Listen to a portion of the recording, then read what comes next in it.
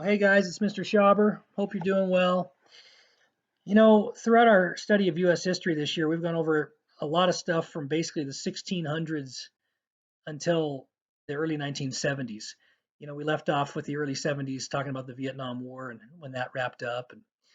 Uh, and so I'm going to teach you guys about the decades, 70s until the present, kind of in this format. And in each of these PowerPoints, I go over year by year. Um, in each decade, and we talk about some of the major events from that year. I'll show you a few pictures and so forth. And that's kind of how I'm going to teach you about these decades. So we'll start off, obviously, with 1970. This is the year of the Kent State University shooting. 4 students die in a confrontation with the National Guard, and this was in response to protests after some of the actions by President Nixon. And so, of course, it ended in tragedy and made all the headlines. I mentioned this incident when we talked about the Vietnam War during that PowerPoint presentation.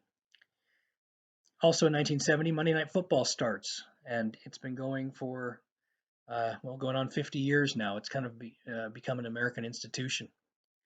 The World Trade Center is started in 1970. The construction on it begins, and the World Trade Center, of course, the 2 tallest buildings were hit in 9/11, 2001, and came down.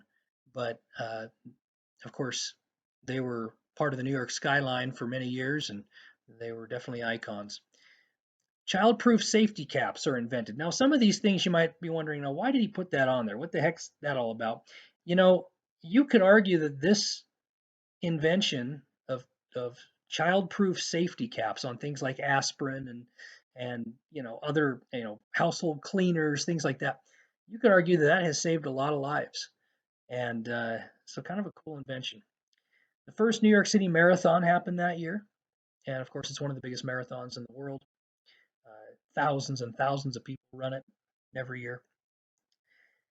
The Beatles released their last album, Let It Be, in 1970, and they broke up that year as well.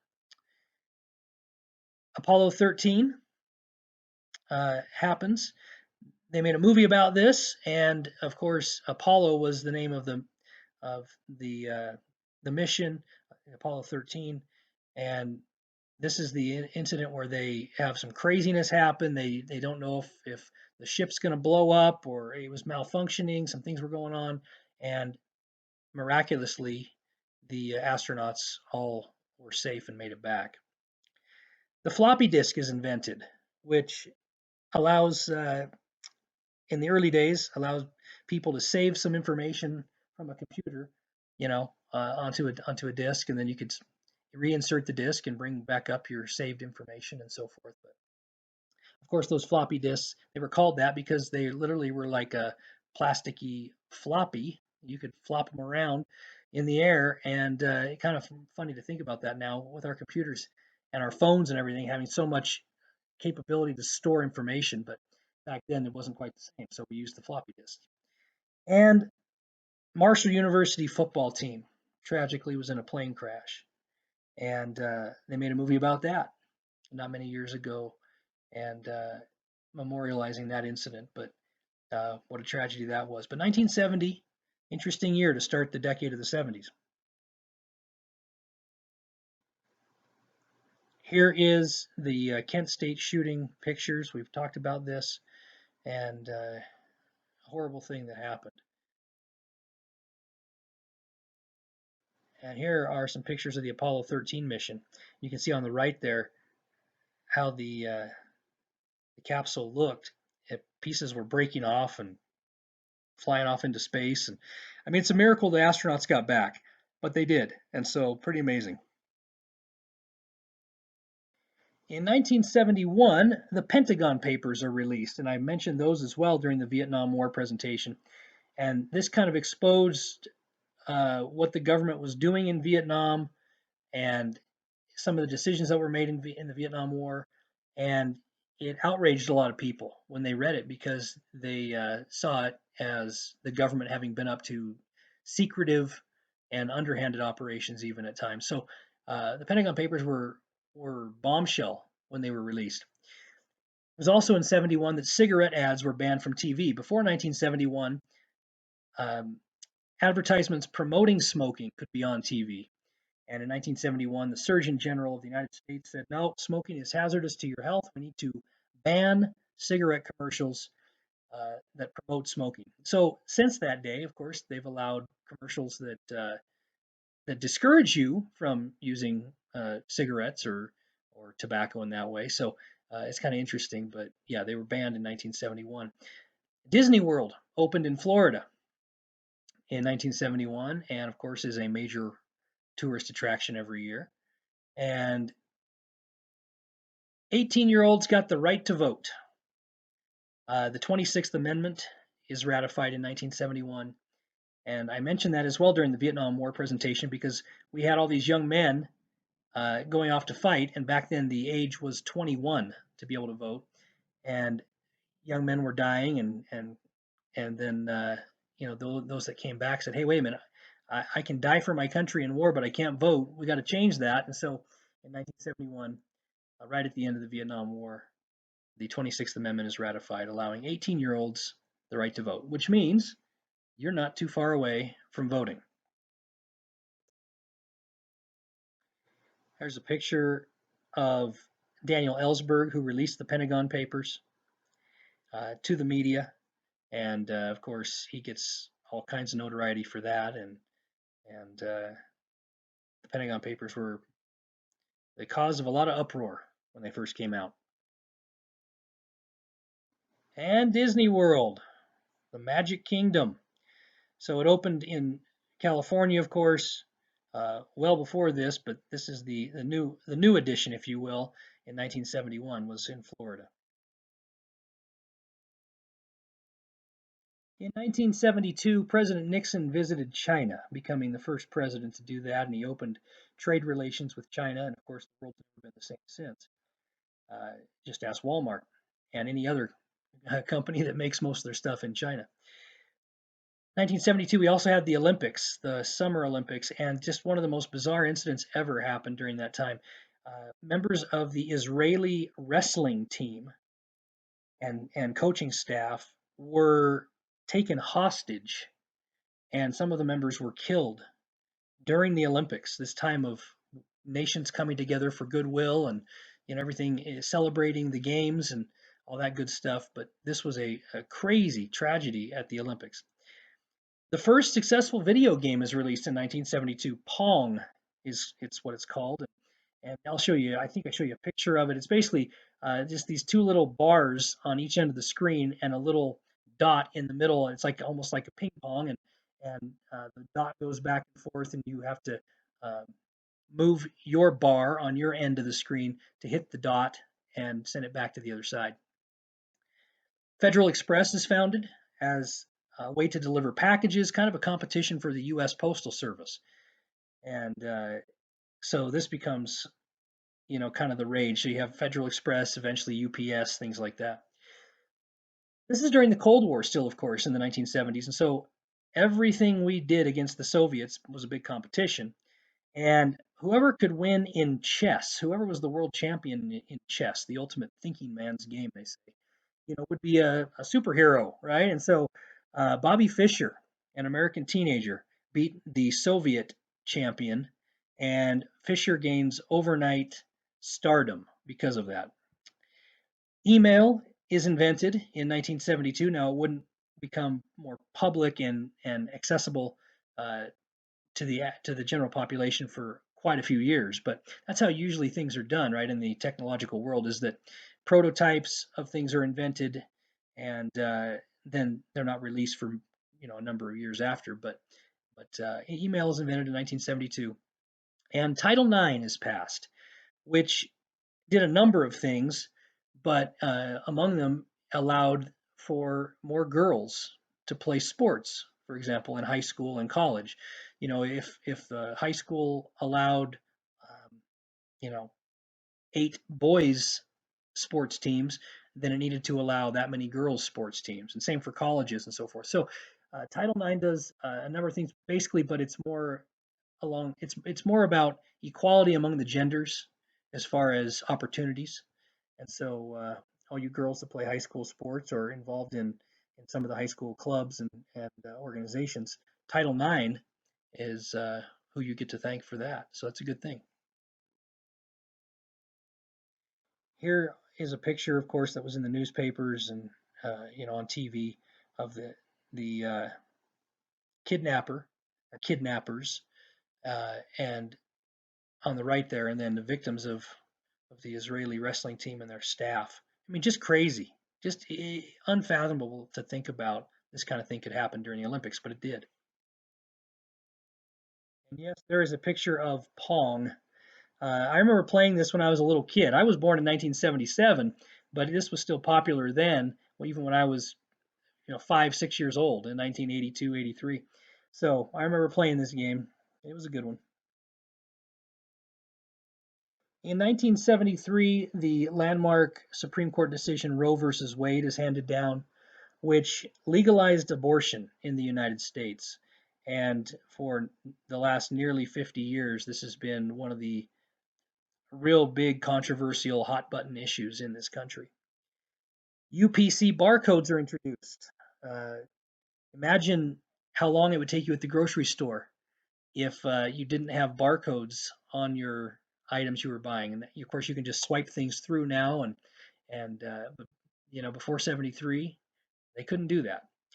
The Sears Tower in Chicago is finished. The Sears Tower will become the tallest building in the United States. The Vietnam War officially ends in 1973, and the World Trade Center, which was started in 1970, is finished in 1973. There is on the left the Sears Tower in Chicago, and on the right the World Trade Centers in New York City. In 1974, President Richard Nixon resigned, becoming the only president in U.S. history to resign his office. He did so as a result of a scandal known as the Watergate scandal.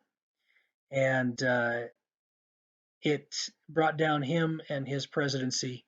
And I encourage you to study a little more about the Watergate scandal, but a pretty interesting thing that happened. And so it ended in his resignation. His vice president, Gerald Ford, takes over as president and pardons Richard Nixon. Richard Nixon, I suppose, could have been looking at jail time, and Ford pardoned him. And so Nixon stayed out of jail, but he was no longer president. The first pocket calculators become widespread. So instead of these big, bulky calculators like they used to have in the old days, they started making calculators that were much smaller that you could fit in your pocket. And of course, that's pretty much the only calculators you've ever known, right? Hank Aaron broke Babe Ruth's home run record in 1974. Babe Ruth ended his career with 714 home runs, which was a record that stood in baseball for many, many years. Hank Aaron hit his 715th home run at the beginning of the 1974 season and broke what a lot of people thought was an unbreakable record.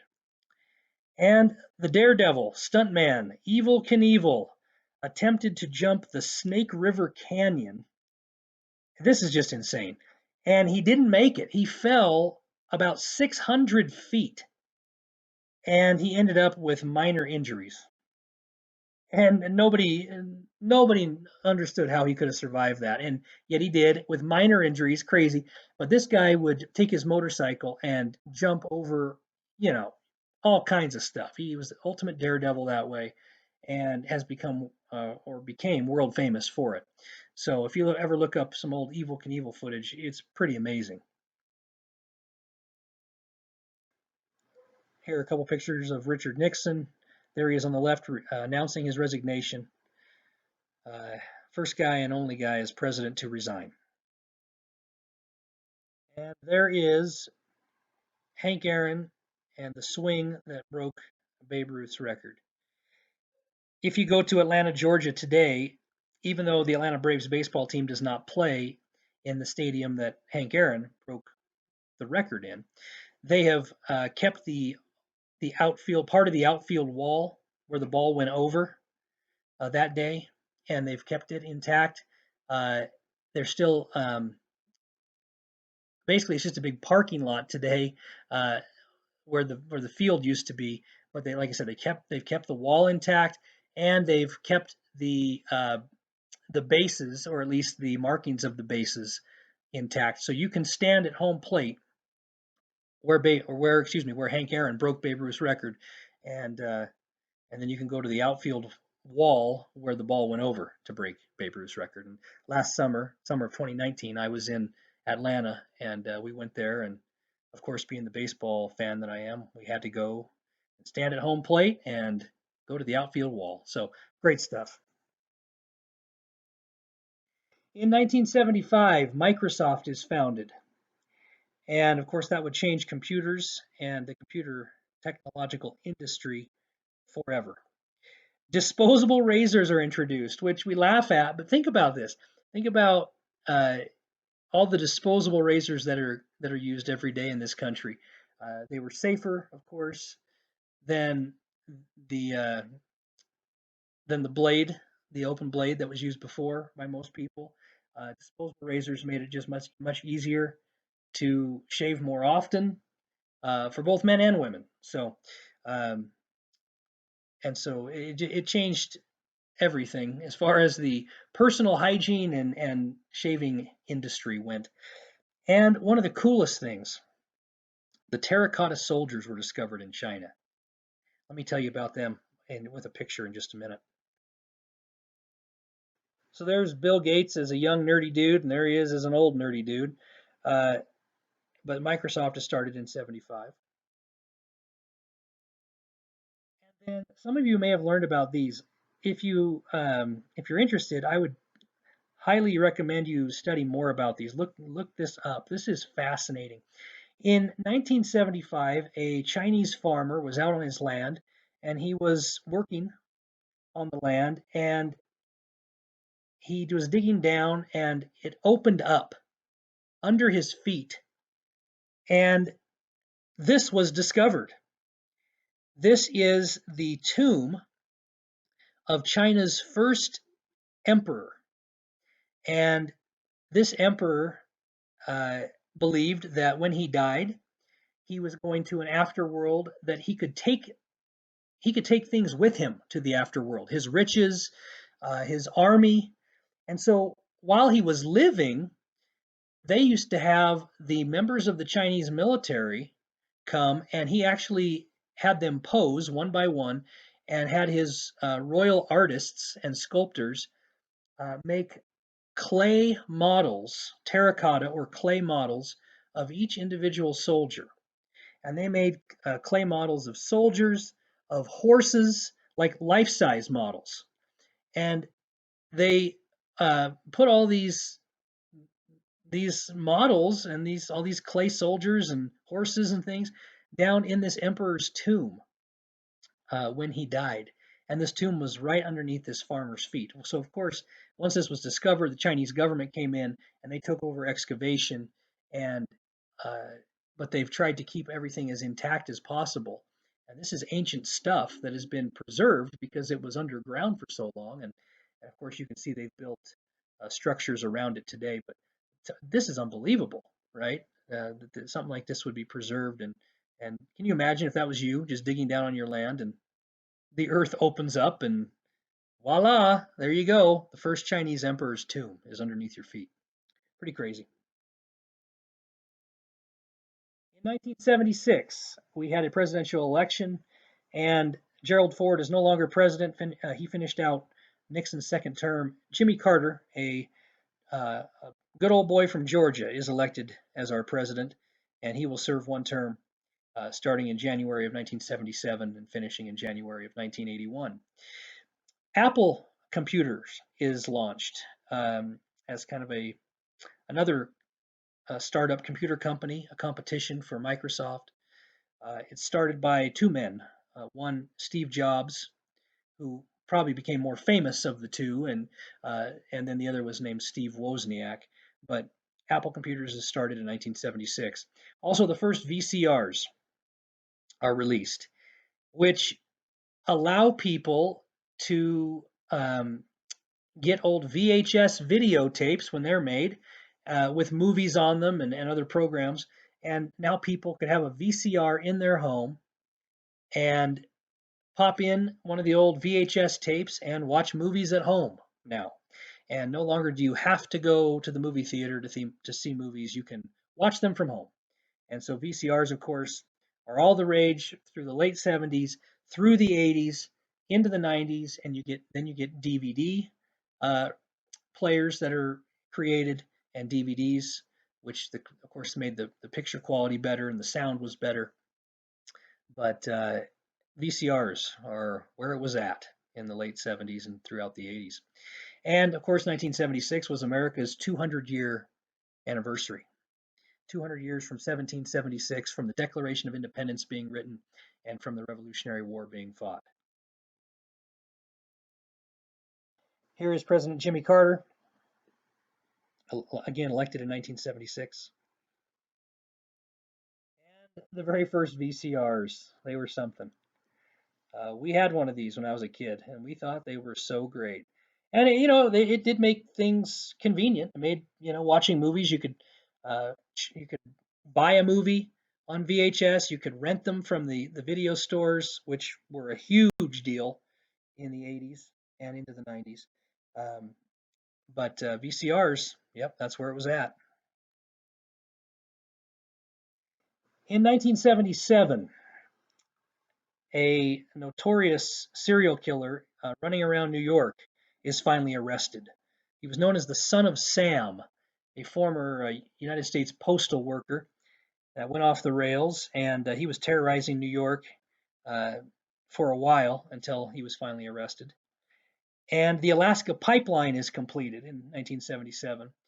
This pipeline was amazing. It was built because Alaska has a ton of oil in it.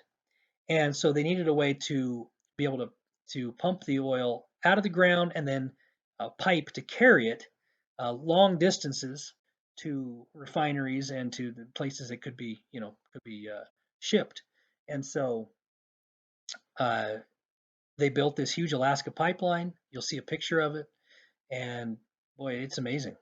It's a feat of modern engineering. And then, of course, I couldn't leave this out. I was born in Spokane, Washington in 1977, and it's been 43 years, and life is as good as ever. So there is a picture of the Alaska pipeline. I mean, look how cool that is. Of course, it's built off the ground, so it won't freeze. Uh, the oil won't freeze and so forth. But pretty amazing how they could do this.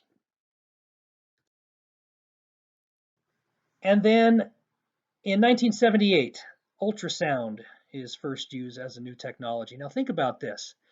Before 1978, when a woman was pregnant, uh, she usually didn't know what the gender of the baby would be until the baby was born. So couples, as far as picking names, you might just have to pick in advance one of each gender. You didn't necessarily know what color to paint the baby's room, so to speak, what kind of clothes to buy ahead of time until the baby was born. But in 1978, ultrasound technology is introduced, and now people can tell what gender their baby is if they want to know ahead of time. So think of the ramifications of that technology. And then Garfield the cat is syndicated. The Garfield the cat was a cartoon that they made eventually into a TV show, and they've made movies.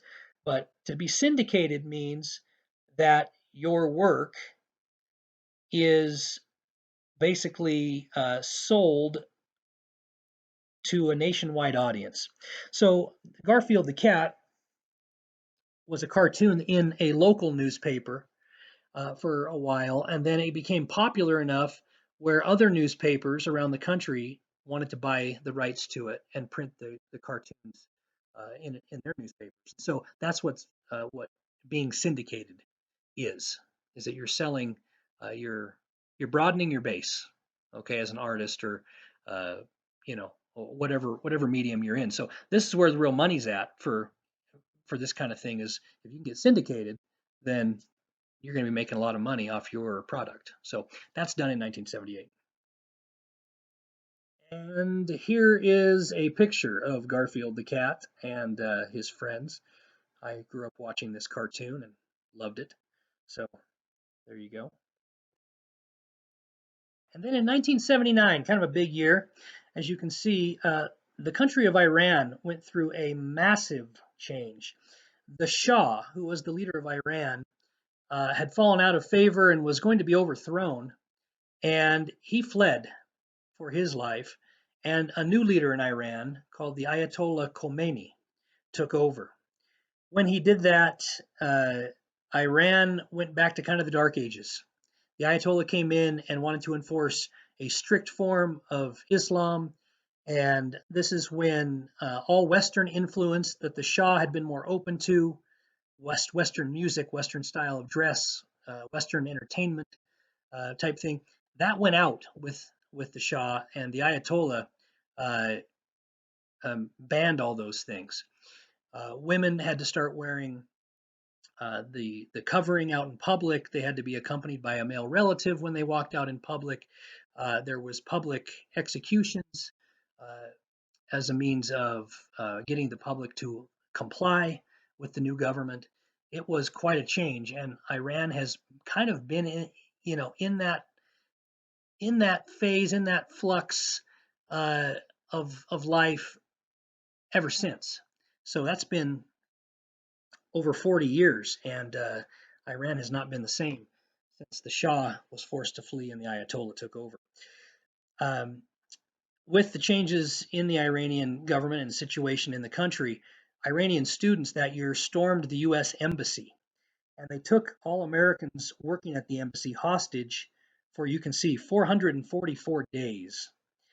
Uh, this is right at the near the end of Jimmy Carter's term, and the hostages won't actually be released uh, until President Ronald Reagan gets elected and will become president. So this is unbelievable what happens here. The Americans were all alive when they were released. They were nobody had died, but boy, the country was worried about them, as you can imagine. Great Britain got their first woman prime minister, Margaret Thatcher, and she was great. The Iron Lady, as she was known, and she was a great leader. I got a chance to see Margaret Thatcher, in fact, when I was a student at BYU my freshman year, 1995-96, and she came to BYU and spoke, and it was a thrill. The Soviets invaded Afghanistan that year, and remember, this is Cold War. The Soviets are still building their empire at times during this period, in history, and they invaded Afghanistan and turned that country on its head. The Sony Walkman is introduced. The Walkman was just the best thing ever. So you had VCRs and now the Walkman. The Sony Walkman was a portable music player. Now we think that's so ridiculous to think that that was cool back then, because we have our phones that can play our music for us, and some people still use the iPod MP3 type things to and you can hold thousands of songs on this kind of thing on these devices we have now. But the Walkman, you put cassette tapes in, but it was portable.